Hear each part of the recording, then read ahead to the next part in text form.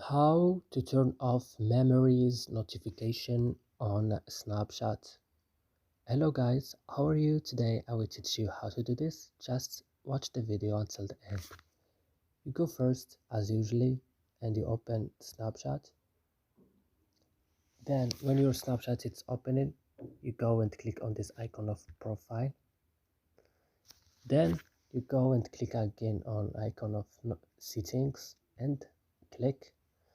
Then you go down and you click on notification, click, and then go down and you will find here memories, and you will turn on this option by clicking here like that, and that's it.